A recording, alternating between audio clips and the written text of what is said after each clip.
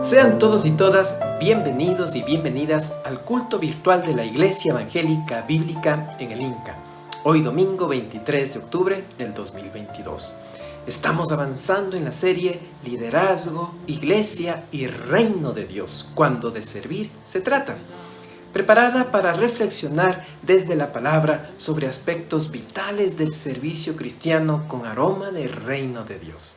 Hoy estaremos compartiendo el cuarto tema, el pastor o pastora que la iglesia del mundo de la pospandemia demanda, esos ineludibles en medio de la apetencia del poder.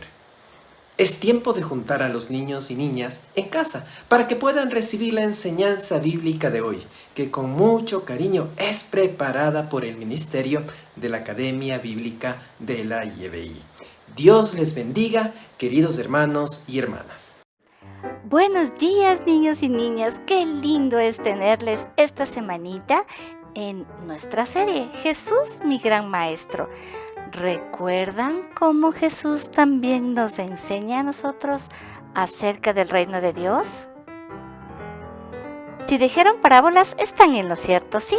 Jesús nos enseñó a través también de parábolas, que son historias cortitas que nos ayudan a comparar cómo puede ser el reino de Dios, pero para nosotros, para nuestras vidas. Y esta, nuestra primera parábola, fue acerca de la oveja perdida.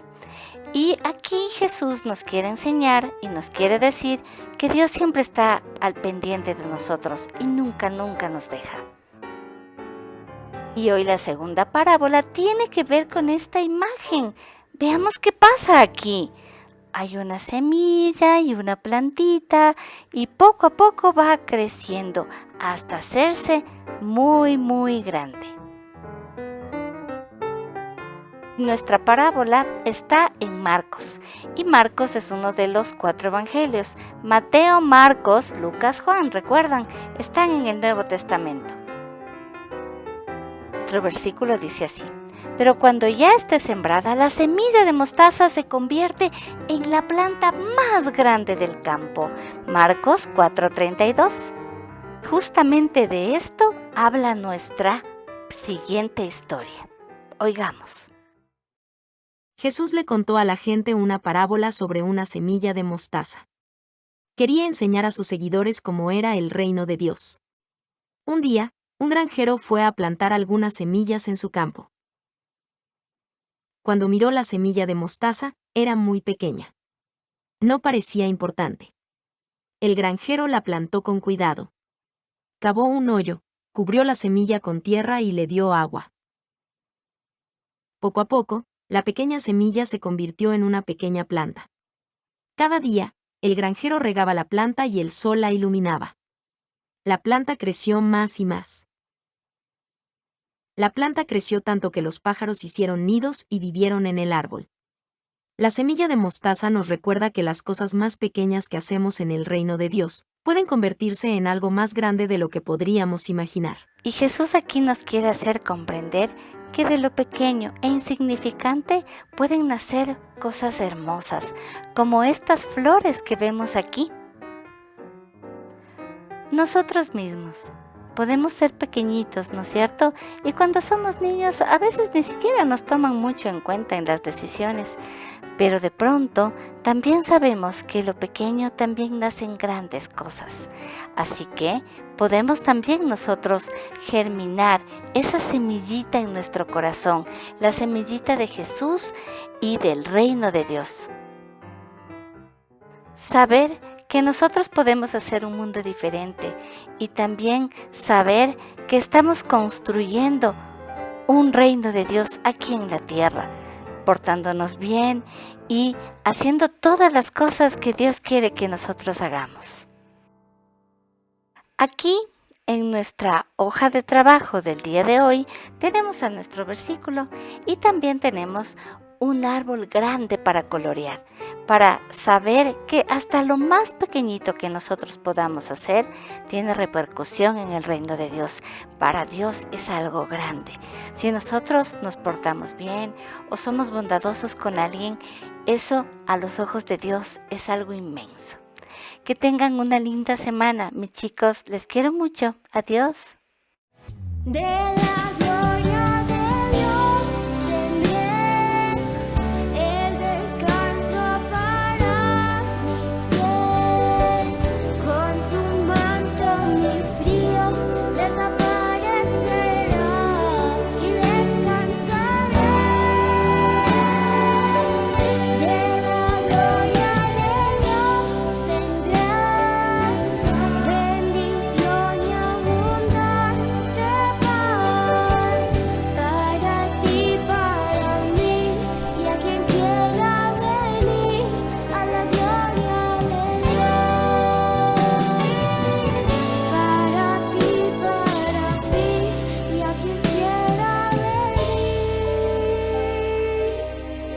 a la gloria de Dios.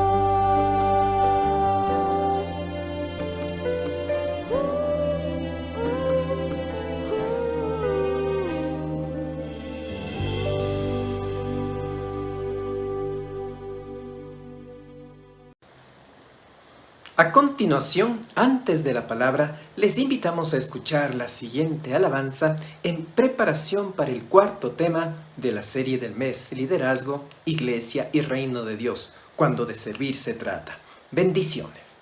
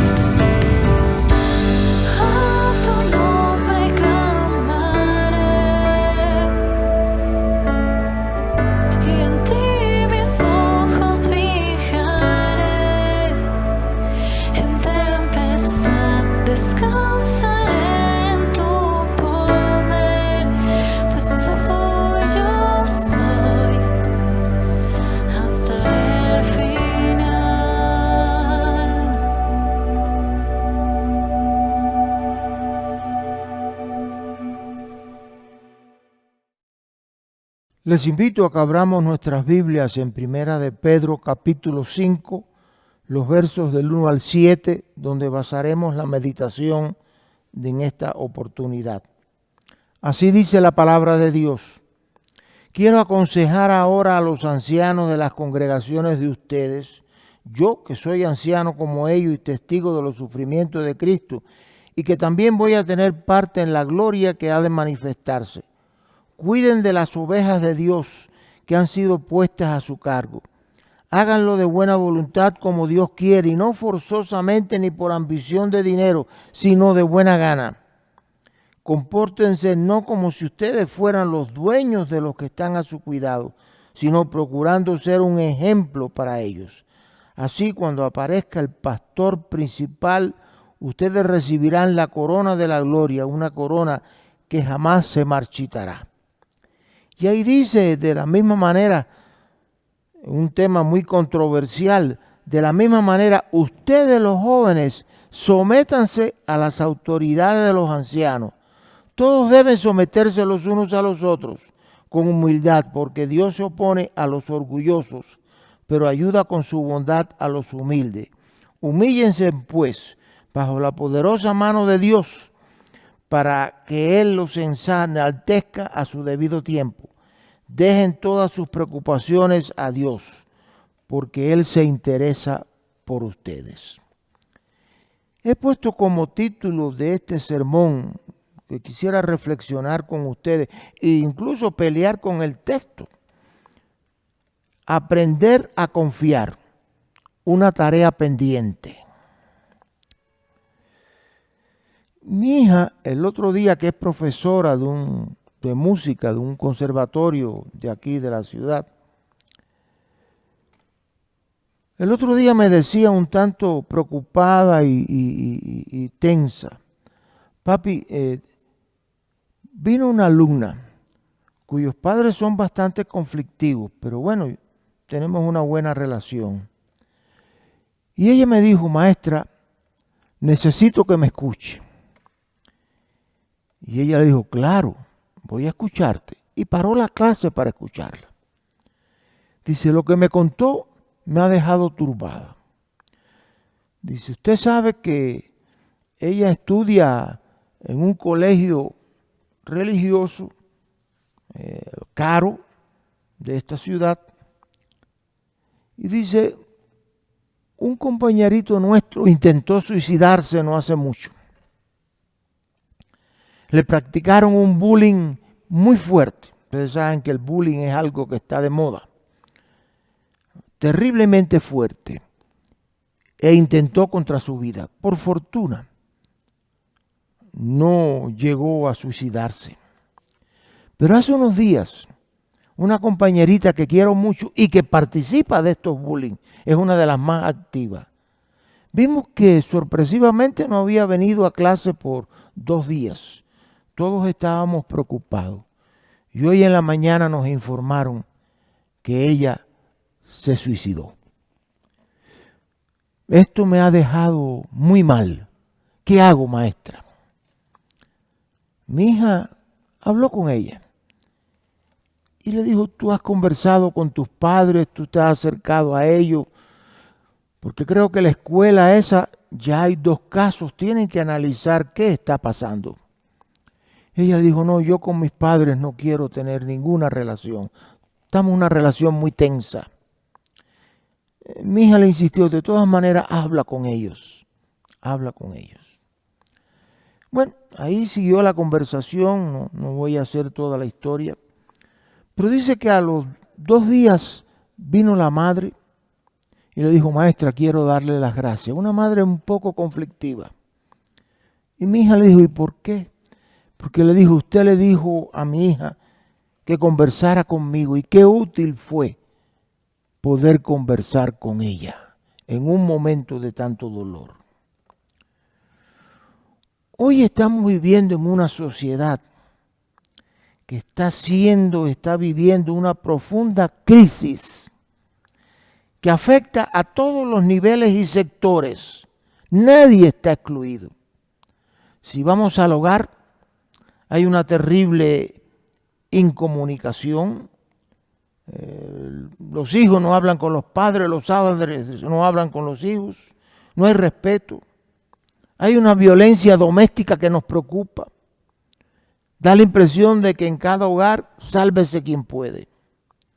Si vamos al trabajo, hay competencia, insolidaridad. Vemos que todo el mundo está sobreviviendo. Si vamos a la escuela, están ahí esos bullying, esas peleas entre estudiantes, esos pleitos. Y una cosa alarmante, muchos jóvenes están acudiendo al suicidio o intentos de suicidio. Si vamos a la sociedad, tenemos miedo a salir a la calle. No nos relacionamos, no podemos mantener relaciones sanas. No confiamos en el que está a nuestro alrededor. Viene alguien, una moto se para cerca de nosotros y ya nos sentimos nerviosos. Si vamos en la política, ¿para qué hablar? Si cuando hay un gobierno que más del 80% de la población lo rechaza, es preocupante. No se puede dirigir un país así. Si vamos a la institucionalidad, ¿qué instituciones? Nadie confía en nuestra institucionalidad. ¿Quién cree en quién? Por lo tanto, hoy estamos viviendo una etapa en que no se cree en nada y no se confía en nadie. Hay una pérdida de confianza que implica una pérdida de esperanza. Vivimos la cotidianidad sin muchas expectativas, demasiados inseguros, con mucha ansiedad, con mucho estrés, con muchas tensiones.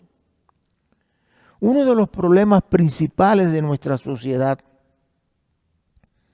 es que en Ecuador hemos perdido la confianza. No sabemos confiar en el otro y en la otra. Cuando se pierde la confianza, no sabemos cómo vivir. Y cuando una sociedad pierde la confianza, el futuro se vuelve muy complicado. Y en este contexto, ¿qué decimos como iglesia? ¿Qué hacer como iglesia? ¿Qué hacer como iglesia aquí en el Inca? Al menos en este momento como iglesia tenemos 3 grandes desafíos. Uno es cómo ser un espacio que fomenta la confianza entre todos. Nuestra congregación tiene que alentar la confianza. Un segundo desafío es cómo recuperar nuestra autoestima. Porque cuando se pierde confianza, no confiamos ni en nosotros mismos. Y cuando se pierde la autoestima, es algo muy complicado. Si hay algo que el cristiano tiene, es la autoestima. Porque sabemos que no podemos tener dinero, no podemos tener propiedades, no podemos tener títulos, pero sabemos que delante de Dios en Cristo todos valemos y todos somos amados. Y luego en medio de ese contexto, nuestro gran desafío es cómo levantar la esperanza cuando parece que el futuro es incierto. De todas las cosas, la más que me alarma es que hay casi un 90% de personas que piensan que el futuro va a ser peor. En medio de ese contexto, como todo evangélico, acudimos a la Biblia. Pero aquí hay un problema. ¿Cómo es que leemos la Biblia? Todos acudimos a la Biblia, pero todos la interpretamos a nuestra manera.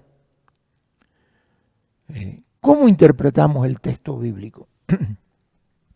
Hay 2 problemas muy fuertes en nuestra tradición evangélica. Uno es que hacemos interpretaciones muy sesgadas, muy orientadas a ciertos intereses, muy unilaterales. Y muchas veces buscamos en la Biblia los textos que nos gustan. Dios es amor, etcétera, Dios me da paz, pero no encontramos ni peleamos con los textos conflictivos. Y también tendemos a leer la Biblia como algo normativo. es lo que vamos a ver, qué la Biblia me dice que debo hacer o no debo hacer, y acudimos a cualquier pasaje, a un texto, lo sacamos de contexto y ya lo hacemos un absoluto. La Biblia no es normativa, la Biblia son testimonios de fe, de hombres y mujeres que vivieron la experiencia de Dios y que dan testimonio de esa fe.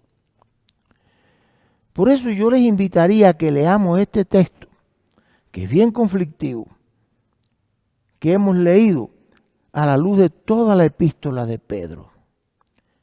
Esta epístola de primera de Pedro fue dirigida a recién convertidos del paganismo.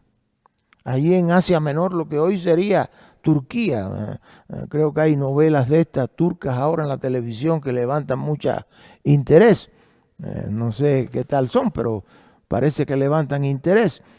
Y creo que lo que hoy sería Turquía, ahí donde se dirige Pedro, en esa parte de Asia Menor. Y eran cristianos que tenían dificultades. Hay cristianos ahí de esa parte de Turquía. Eran recién convertidos. Y cristianos que vivían en mucha dificultad. ¿Por qué? Porque sus antiguos correligionarios lo rechazaban. Y los cristianos tradicionales que venían de la tradición judía también lo rechazaban.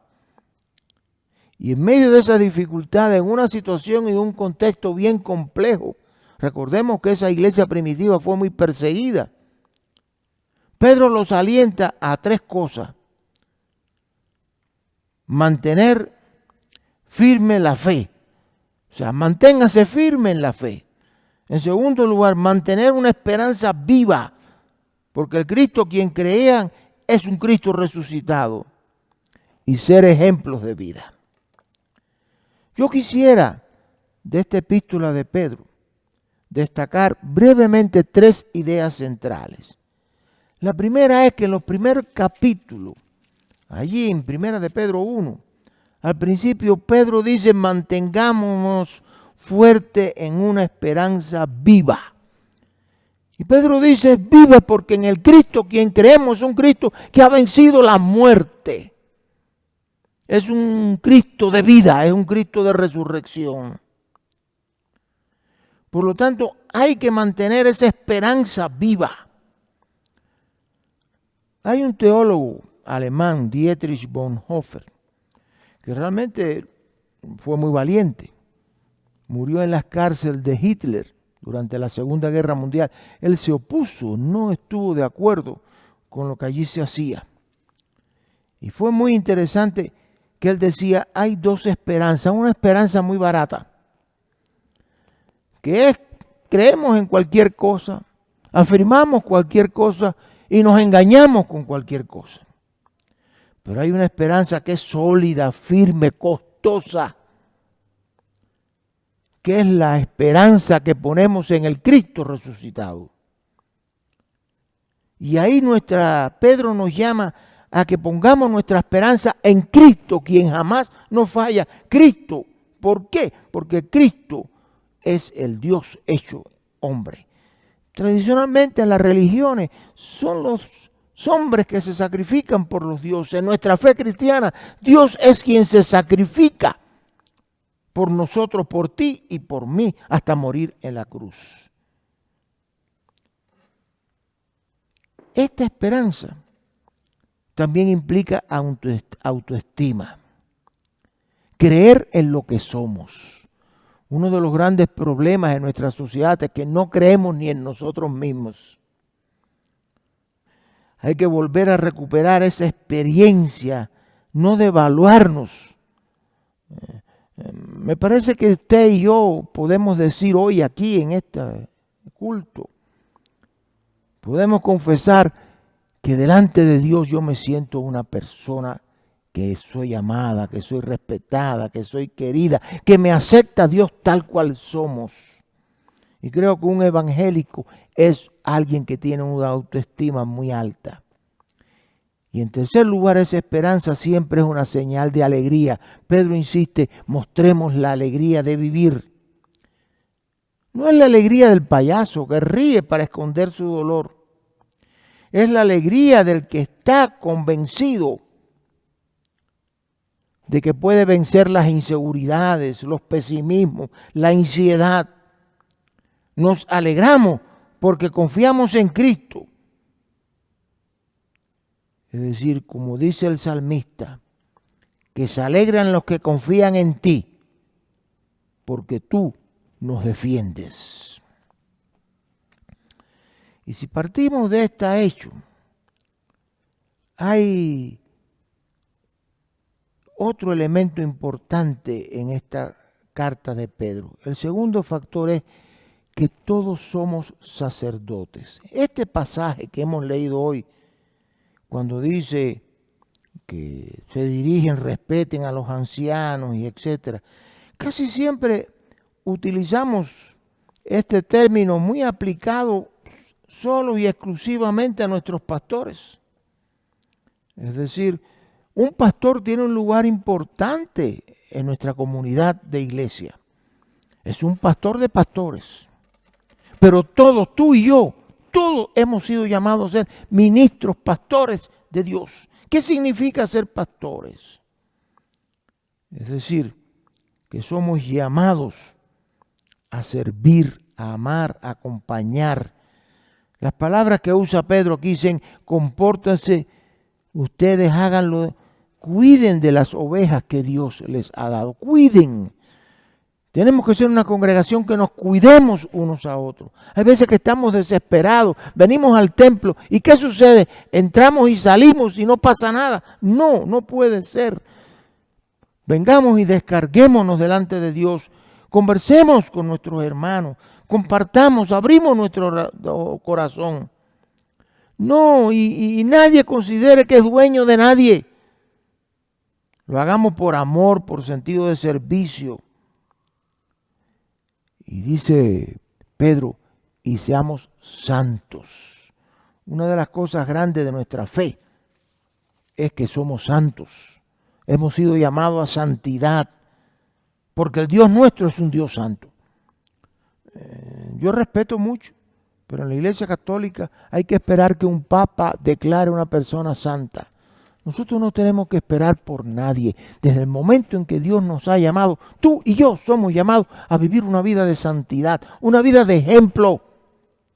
Que Pedro dice, esta congregación no es, basta de tantas palabras, basta ya de tanta palabrería. En Ecuador nos inundamos de palabrería. Busquemos hechos y acciones que nos hagan cambiar como personas y como seres humanos. Y en tercer lugar, Pedro se dirige a los jóvenes, y esta es una parte bien conflictiva. Cuando Pedro dice, joven, sométanse a los ancianos. Uy, en este siglo XXI es posible decirle a un joven, sométanse a los ancianos. Es decir, cuando hoy precisamente hay una incomunicación generacional muy profunda. La palabra sumisión ha sido muy mal empleada. Este término viene del argot militar. Y todos sabemos que en el argot militar, policial, etcétera, sumisión es obediencia ciega, incondicional a sus superiores. Que eso podrá tener su lógica en ese lenguaje ministerial. Lamentablemente también conduce a la defensa corporativa. Es decir, nos defendemos como cuerpo porque no puede ser tocado. Hay muchos casos lamentables en ese sentido, que se defiende el cuerpo por encima de las personas. En la Biblia, sumisión no es obediencia ciega, significa respeto, honestidad, compasión, y ahí se enmarca la obediencia. Por eso Pedro dice, no se comporten como si ustedes se crean dueños de otros, porque otros tienen que obedecer por su autoridad, sino respetémonos. Y es muy interesante que Pedro dice, no le dice solamente que los jóvenes se sometan a los ancianos, sino que los ancianos también deben someterse a los jóvenes. A nosotros nos encantan algunos textos, por ejemplo, cuando vamos allí en Efesios, cuando Pablo le dice a las mujeres, obedezcan a sus esposos. Oiga, como nos gusta a los hombres eso. Pero no leemos la segunda parte que dice, maridos, tienen que amar y obedecer a sus esposas. Y aquí Pedro nos está diciendo, jóvenes, sean respetuosos, sean obedientes, escuchen. Es la palabra que más se utiliza, escuchen a los que preceden en experiencia, etc. Pero que los que tienen experiencia, escuchen a los que tienen los jóvenes. Yo creo que uno de los grandes desafíos hoy es cómo caminamos con nuestra juventud. La juventud no está generalmente en nuestras iglesias. Tenemos poco que decirle, porque las iglesias no están siendo espacios para jóvenes. Mire, yo le voy a poner un ejemplo. Yo nací en un hogar evangélico y allí me enseñaron que bailar era malo. Oiga, yo nací en el Caribe. En el Caribe los niños aprenden primero a bailar y después a caminar. Porque ustedes ven un caribeño, mueve brazos, se mueve todo el cuerpo, camina, baila. Y yo hasta el día de hoy, en el baile soy un patón, no sé bailar. Y algunos preguntan, ¿pero cómo es posible? No estoy diciendo que la iglesia se vuelva ahora un salón de baile. Pero la iglesia tiene que aprender a preguntarse y a interrogar las grandes preguntas que tiene nuestra juventud. No creamos que con la autoridad de que me tienen que respetar, hoy la juventud no defiende a nuestra generación, no solamente por culpa de la juventud, sino porque nuestra generación no ha hecho lo que teníamos que haber hecho. Y muchas veces somos más farisaicos con los jóvenes que los jóvenes con nosotros. Por lo tanto, cuando dice jóvenes, sométanse, jóvenes, escuchen. Debemos escuchar a aquellos que nos presiden en sabiduría, en experiencia, en años. Pero también nosotros debemos escuchar qué nos tienen que decir los jóvenes, porque los jóvenes son el sentir y el sentimiento de una nación. Yo quisiera concluir diciendo que todo esto nos indica que hay que aprender a confiar en los unos con los otros. Si ustedes me preguntan cuál es uno de los grandes problemas que tenemos que superar en Ecuador, es aprender a confiar, porque es una asignatura pendiente. Y cuando es a confiar quiere decir que esta iglesia tiene que ser un espacio de confianza, que nos cuidemos, que nos amemos, que nos acompañemos, que nos sirvamos unos a otros. Yo creo que es muy lindo cuando en la iglesia decía Dios te bendiga, pero da la impresión muchas veces de Dios te bendiga y seguimos caminando. Lo demás no me interesa. No. Aquí esta congregación, como tiene que ser una congregación para los jóvenes, tiene que ser una congregación que nos enseñe a confiar y que vivamos en la confianza de que unos y a otros, no importa quién tú eres, Dios te ama y amémonos unos a otros. Cuando se pierde la confianza, se pierde la esperanza. Y cuando se pierde la esperanza, es un signo de que no confiamos ni en nada ni en nadie. Confiemos en el Cristo, en quien creemos, porque Él nos defiende y nos ama. Que Dios nos bendiga. Amén. Gracias a Dios por su palabra en esta mañana, que sea dando fruto abundante en nuestras vidas. Queremos darle las gracias por su generosidad, gracias a la cual es posible apoyar a las familias de la iglesia que se encuentran en necesidad. A continuación, los datos de la cuenta bancaria de la iglesia se mostrarán en sus pantallas para que pueda realizar la transferencia o depósito del diezmo o ofrenda. Recordemos que Dios ama al que da con alegría. Finalmente, invitarles para que nos volvamos a encontrar este día miércoles en el estudio bíblico virtual desde las 18:30, en el cual podemos participar a través del enlace de Zoom o de la página de Facebook de la YBI. Dios les bendiga, queridos hermanos y hermanas, y nos vemos pronto.